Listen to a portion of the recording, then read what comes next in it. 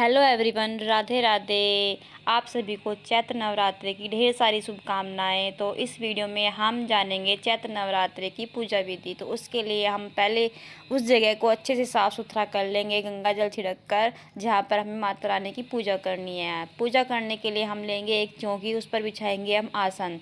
आप लाल रंग का भी बिछा सकते हैं, नहीं तो आप पीले रंग का भी आसन बिछा सकते हैं।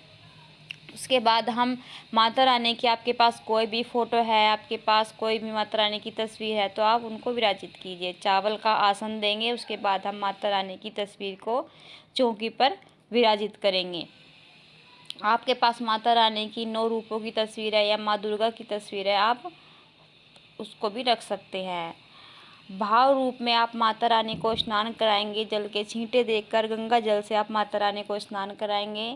उसके बाद आप वस्त्र के रूप में लाल चुनरी माता रानी को समर्पित कीजिए, जो अति आवश्यक है।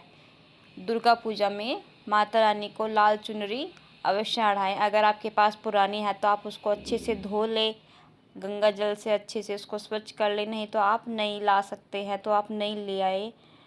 तो माता रानी को चुनरी अवश्य ओढ़ाएं। उसके बाद हम लेंगे माता रानी के लिए पूजा के लिए घी, जो देसी घी, गाय का घी हो। अगर आप गाय का घी नहीं ला सकते तो आप भैंस के घी का भी दीपक जला सकते हैं। प्रसाद के रूप में माता रानी को आप बताशे, मिश्री अवश्य चढ़ाएं, क्योंकि माँ दुर्गा को बताशे बहुत ही प्रिय है।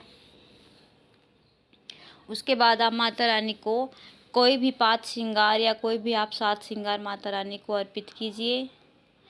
चुनरी जैसे चूड़ी हो गई, मेहंदी, बिंदी, सिंदूर आप माता रानी को अवश्य अर्पित कीजिए। श्रृंगार अति आवश्यक होता है, माता रानी को समर्पित कीजिए। और सुपारी, पूजा में आप सुपारी रखिए। अगर आप 9 ग्रह स्थापित कर रहे हैं तो आप 9 सुपारी लीजिए, नहीं तो आप 2 सुपारी ही ले सकते हैं। माता रानी को शहद का भोग भी लगाए। उसके बाद आप माता रानी को सिंदूर से तिलक लगाएंगे। माता रानी के शेर को, माता के जो भी 9 रूप है, 9 के 9 रूपों को आप तिलक लगाएं सिंदूर से।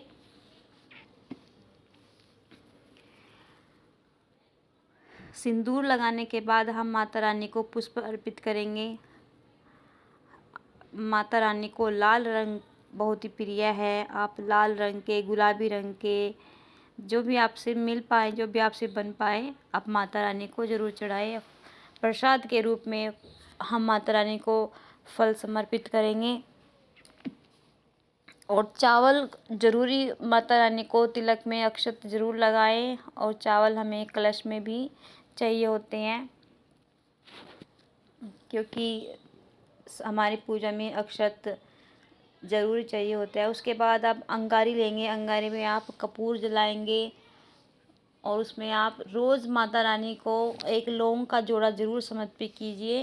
अंगारी पे आप जो भी आप माता रानी को भोग लगाए, बताशे का, मिश्री का, जो भी आप माता को भोग लगाए वो आप अंगारी में ज़रूर चढ़ाएं।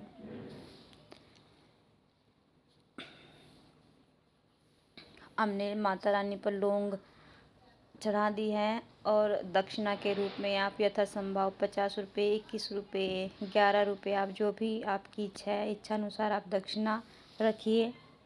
उसके बाद आप गणेश जी की, माता रानी की आरती कीजिए। अम्बे वाली अम्बे तू है जगदम्बे।